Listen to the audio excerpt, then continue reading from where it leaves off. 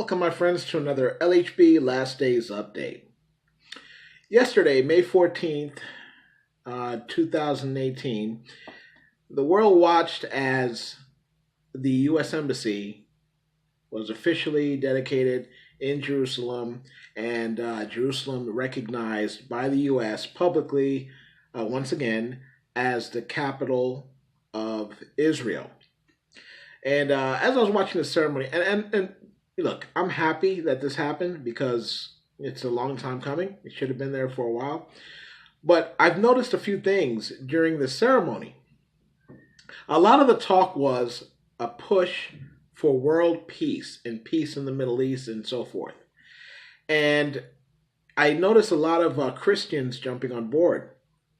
You see, there will be no peace on planet Earth, true peace, apart from Jesus Christ coming and establishing his kingdom.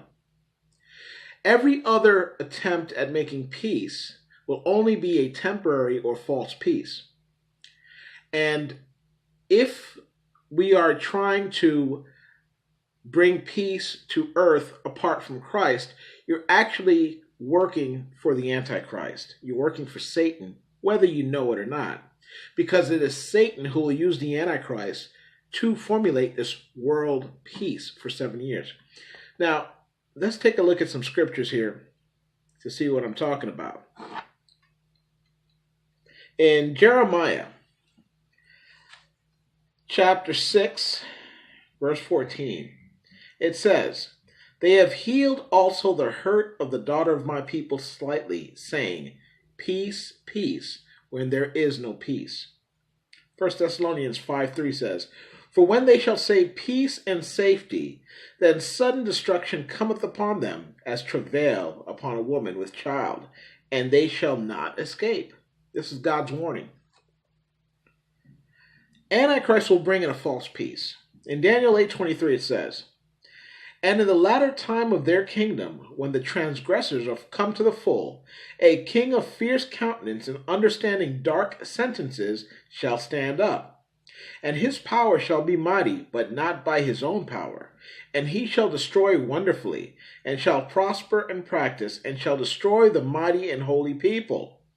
And through his policy also he shall cause craft to prosper in his hand, and he shall magnify himself in his heart. And by peace shall destroy many. He shall also stand up against the prince of princes, but he shall be broken without hand." Daniel 11:21 says, "And in his estate shall stand up a vile person, to whom they shall not give the honor of the kingdom, but he shall come in peaceably, and obtain the kingdom by flatteries. And with the arm of a flood shall they be overflown from before him, and shall be broken, yea, also the prince of the covenant. And after the league made with him, he shall work deceitfully." This is talking about the 7-year covenant or treaty, peace treaty, that will take place when Antichrist sets it up.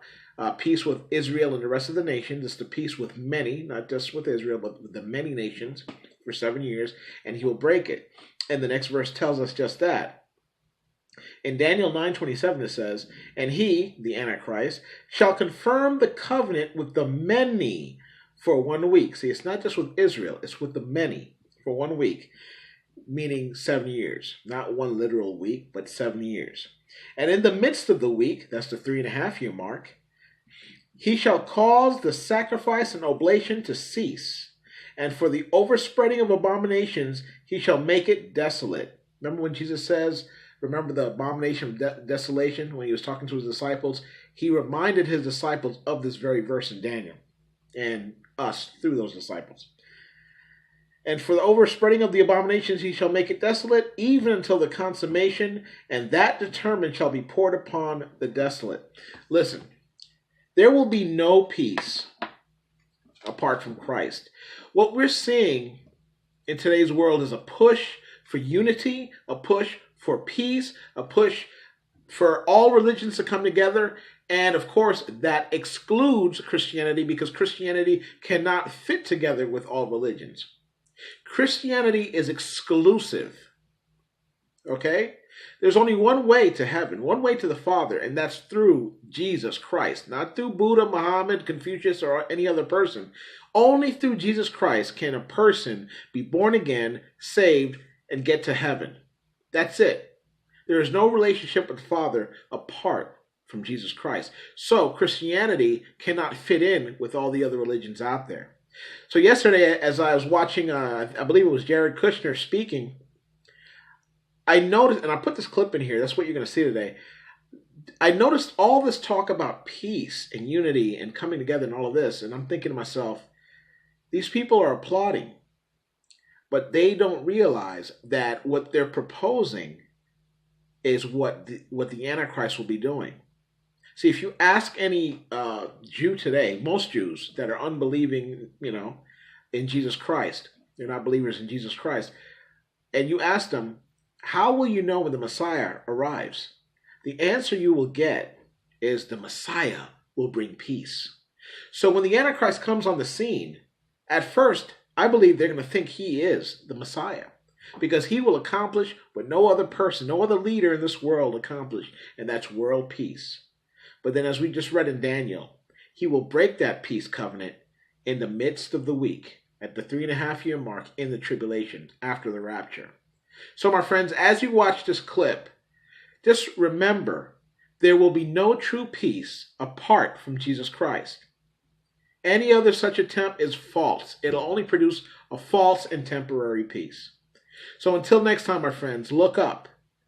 Our redemption draws near. Maranatha. The United States is prepared to support a peace agreement in every way that we can. We believe that it is possible for both sides to gain more than they give, so that all people can live in peace, safe from danger, free from fear, and able to pursue their dreams. The United States recognizes the sensitivity surrounding Jerusalem, a city that means so much to so many. Jerusalem is a city unique in the history of civilization.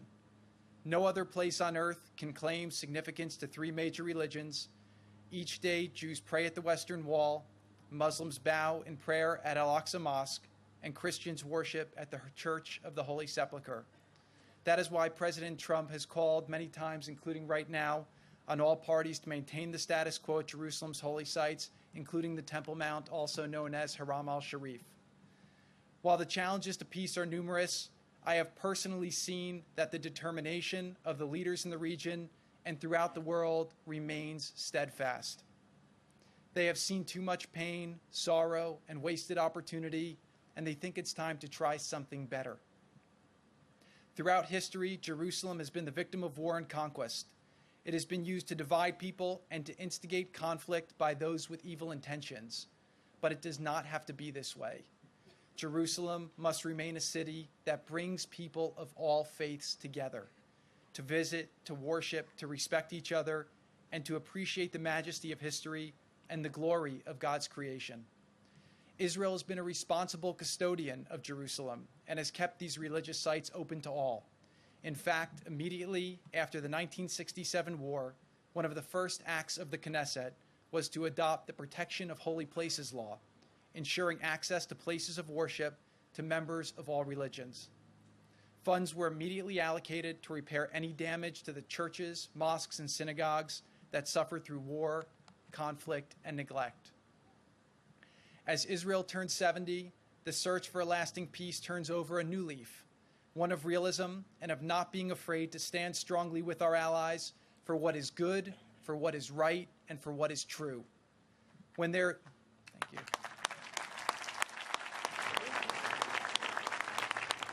When there is peace in this region, we will look back upon this day and remember that the journey to peace started with a strong America recognizing the truth.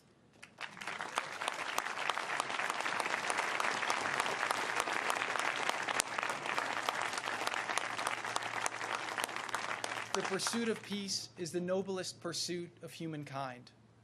I believe peace is within reach if we dare to believe that the future can be different from the past, that we are not condemned to relive history, and that the way things were is not how they must forever be.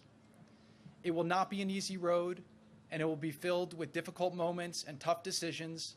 But if we dream big, if we lead with courage, we can change the trajectory for millions from hopeless to boundless.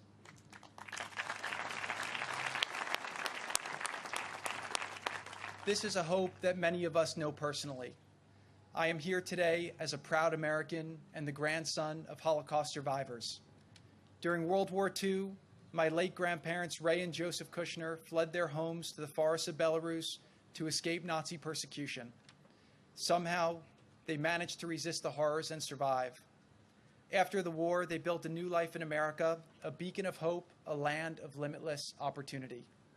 In my office in the White House, I keep a photo of them on my desk to remind me of how high the stakes are when nations fail to recognize right from wrong and the decisive power America has to tip the scales in favor of the righteous.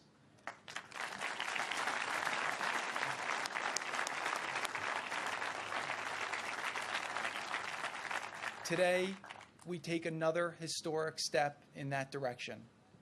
I am confident that as a result, our nations will be stronger, our peoples more prosperous, and our futures filled with even greater promise for peace.